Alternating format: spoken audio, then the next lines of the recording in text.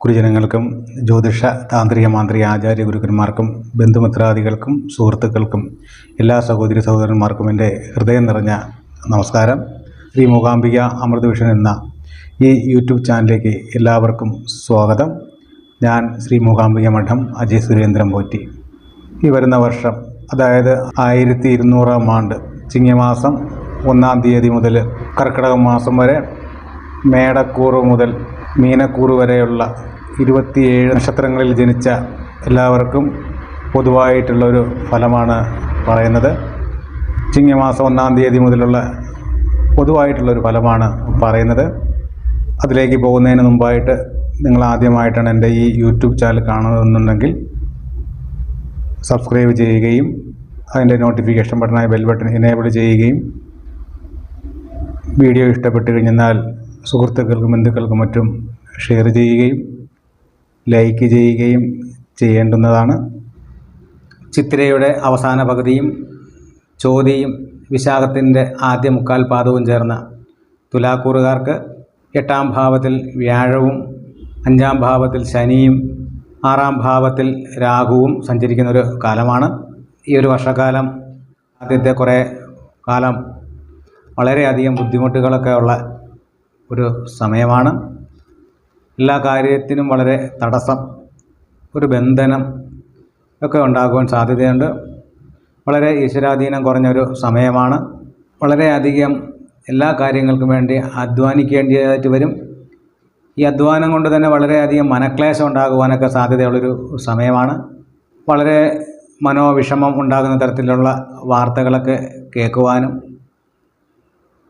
തന്മൂലം വളരെ മാനസിക വിഷമങ്ങൾ ഉണ്ടാകുവാനും ചെയ്തുകൊണ്ടിരിക്കുന്ന തൊഴിലിൽ നിന്ന് വിട്ടുപോകുവാനും സാധ്യതയുള്ളൊരു സമയമാണ്. മാനസിക ആരോഗ്യ ബുദ്ധിമുട്ട് കൊണ്ട് തന്നെ രോഗങ്ങളൊക്കെ ഉണ്ടാകുവാനൊക്കെ സാധ്യതയുണ്ട്. വൈദ്യുതിയുമായി ബന്ധപ്പെട്ടിട്ട് ജോലി ചെയ്യുന്ന വ്യക്തികളും അഗ്നിയുമായി ബന്ധപ്പെട്ടിട്ട് ജോലി ചെയ്യുന്ന വ്യക്തികളുമൊക്കെ വളരെ സൂക്ഷിക്കേണ്ടുന്നൊരു സമയമാണ്.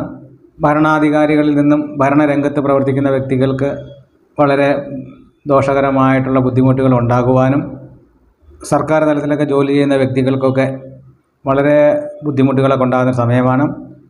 ഭരണാധികാരികളിൽ നിന്നും മേലധികാരികളിൽ നിന്നുമൊക്കെ വളരെയധികം മാനസിക ബുദ്ധിമുട്ടുകളൊക്കെ ഉണ്ടാകുവാനും സാധ്യതയുള്ളൊരു സമയമാണ്. അതുപോലെ തന്നെ വസ്തുവകകളൊക്കെ നഷ്ടപ്പെട്ടു പോകാനും മോഷണം പോകുവാനും ഒക്കെ സാധ്യതയുള്ളൊരു സമയവുമാണ്. ശാരീരികപരമായിട്ട് വളരെയധികം കഷ്ടപ്പാടുകൾ ഉണ്ടാകുന്നൊരു സമയമാണ്. ശത്രുക്കളൊക്കെ ധാരാളമായിട്ടുണ്ടാകാം. അവർക്കുമേൽ വിജയം ഉണ്ടാകുവാനും സാധ്യതയുള്ളൊരു സമയമാണ്. ദീർഘകാലമായിട്ട് ആഗ്രഹിച്ചിരിക്കുന്ന ഒരു ഗ്രഹനിർമ്മാണവും മറ്റുമൊക്കെ ഈ ഒരു വർഷത്തിൻ്റെ പകുതിയോടുകൂടിയൊക്കെ നടക്കുവാനും ഒക്കെ സാധ്യതയുണ്ട്. അതുകൊണ്ട് എല്ലാ കാര്യങ്ങളും ദോഷകരമായിട്ട് നമ്മൾ കാണണ്ട.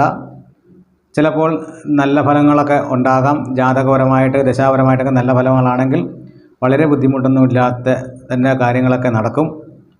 എല്ലാം നല്ല രീതിയിൽ നടക്കുന്നതിന് വേണ്ടിയിട്ട് മഹാവിഷ്ണു ക്ഷേത്ര ദർശനമൊക്കെ നടത്തി, ദുർഗാദേവി ക്ഷേത്ര ദർശനമൊക്കെ നടത്തി